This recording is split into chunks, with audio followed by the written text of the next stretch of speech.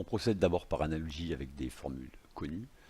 Celle-ci est connue et vous savez en déduire normalement celle-ci. Hein. Dérivée u puissance n, on regarde la dérivée de x puissance n, on remplace x par u, mais surtout on multiplie par u', la dérivée de u. Alors une autre que vous connaissez, celle-ci. Dérivée de racine de x, si x est strictement positif, vous savez en déduire la dérivée de racine de u.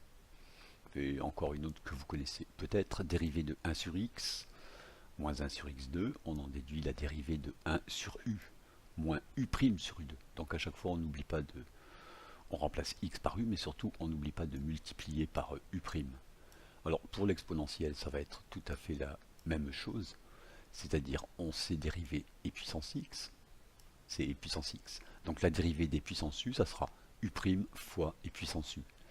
Alors exemple ici, u de x vaut x2 plus 3, je veux dériver cette fonction, eh bien j'écris simplement u' ici fois e puissance u. Alors bien penser dans tous ces exemples ici, u signifie u de x et u' signifie u' de x. Il y a un cas particulier simple mais important, si u de x égale ax plus b, a et b réels fixés, u' de x vaut petit a, et la dérivée de e puissance ax plus b, ça sera petit a fois e puissance ax plus b. C'est-à-dire, on a bien utilisé cette formule ici.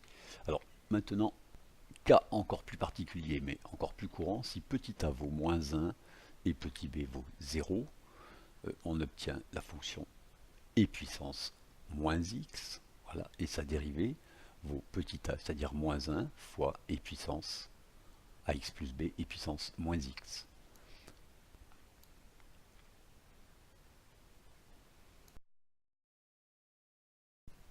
Tout est dit ici avec ces deux formules. Ensuite, on donne une synthèse. Si elle vous embrouille, vous pouvez l'oublier. Alors, c'est-à-dire, la synthèse, c'est que ici, on a utilisé 4 fois la même formule, c'est-à-dire ceci.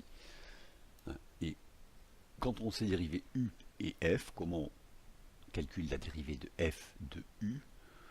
On calcule f' de x, et dans f' de x, on remplace x par u de x, puis on multiplie par u' de x. Voilà, et le cas particulier de ceci, c'est quand u de x égale à x plus b, ce qui donne une nouvelle formule de dérivation. Dérivée de f de ax plus b, c'est petit a fois dérivée de ax plus b. Et par exemple, ce qu'on a fait ici, c'est le cas particulier avec f de x égale x puissance n. On a ceci. Et les formules données sur l'exponentielle ici, c'est le cas particulier avec f de x égale e puissance x. Cette formule-ci n'est pas exigible pour le bac. C'est seulement un résumé de ces 4 ici.